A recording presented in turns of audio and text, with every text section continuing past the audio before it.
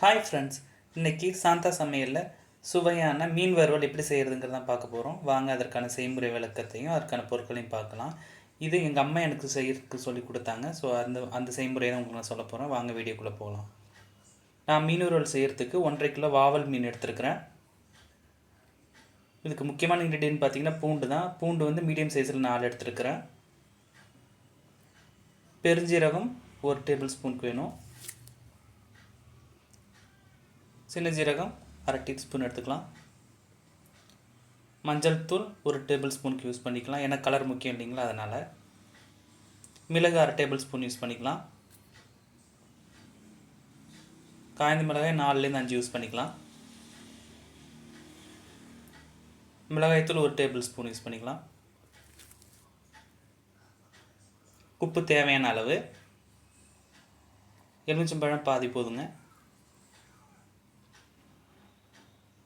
தயிர் 50 ml.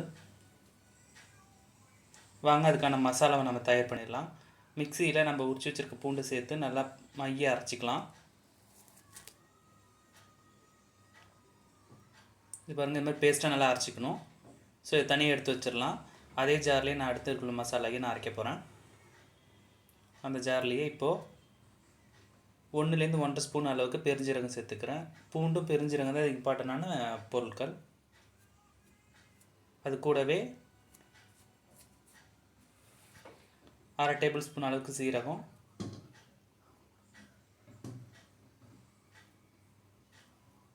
1/4 table spoon அளவுக்கு மிளகு,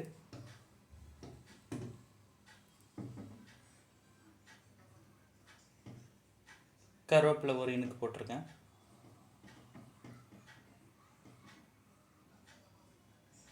நாலு காஞ்ச மிளகாய் சேர்த்துருக்கேன். நல்லா பேஸ்ட்டாக அரைச்சி எடுத்து வச்சுக்கலாம். இதுமாதிரி பேஸ்ட்டாக வந்துட்டால் போதும். கொஞ்சம் குறைன்னு அரைச்சிக்கிட்டோம்னா ரொம்ப நல்லாயிருக்கும். அப்போ தான் அந்த மீனில் வந்துட்டு இந்த கிறிஸ்பினஸோடு இருக்கும். ஸோ இப்போ அந்த மசாலாவெலாம் நம்ம சேர்த்துக்கலாம். அரைச்சி வச்ச பூண்டை ஃபஸ்ட்டு நான் அதில் போட்டுக்கிறேன். அடுத்து மசாலா பேஸ்ட்டையும் அதுக்குள்ளே சேர்த்துக்க போகிறேன்.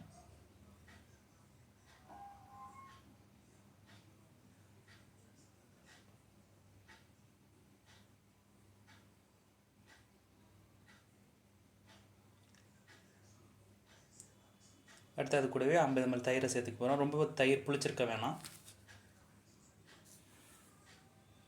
1/2 நிமிஷம் பற்றியும் அதில் புளிஞ்சு விட்டுறலாம்.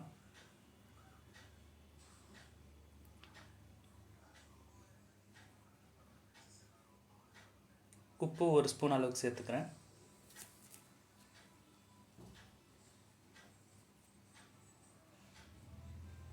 மஞ்சள் தூள் 1/2 டேபிள் ஸ்பூன் அளவுக்கு சேர்த்துக்கிறேன். இதான் கொஞ்சம் கலர் கொடுக்க போகுதுங்கன்னா மஞ்சத்தூள் கொஞ்சம் அதிகமாக வேணாலும் நீங்கள் சேர்த்துக்கலாம்.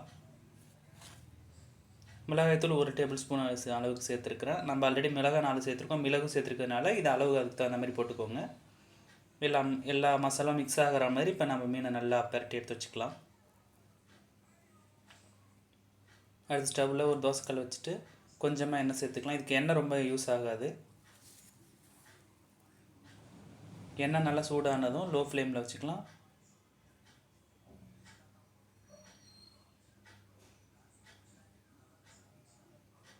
எண்ணெய் நல்லா சூடாகிடுச்சு. இப்போது நம்ம எடுத்து வச்சுருக்க மீன் அதில் வச்சு பொரிச்சு எடுத்துக்கலாம்.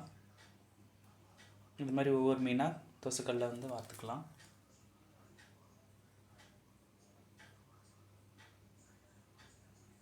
அதிகபட்சம் மீடியம் ஃப்ளேமில் வச்சுக்கிறதே பெட்டரு. ஹை ஃப்ளேம் வேணாம், இல்லை என்ன வெடிக்கும் மீன், அதனால தான்.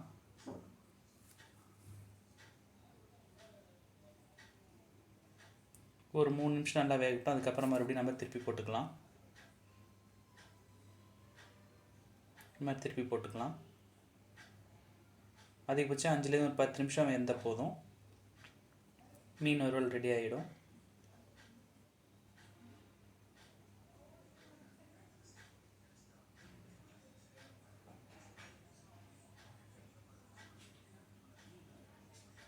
எண்ணெய் இதுக்கு ரொம்ப செலவாகாது. அவ்வளோதாங்க, சுவையான மீன் வறுவல் ரெடி. வீட்டில் செஞ்சு பார்த்துட்டு எப்படி இருக்குன்னு சொல்லுங்கள். மீண்டும் நம்ம அடுத்த வீடியோவில் சந்திக்கலாம். இந்த வீடியோ உங்களுக்கு பிடிச்சிருந்ததுன்னா லைக் பண்ணுங்கள், சப்ஸ்கிரைப் பண்ணுங்கள், மறக்காமல் பெல் பட்டனை கிளிக் பண்ணி வச்சுக்கோங்க. தேங்க்யூ.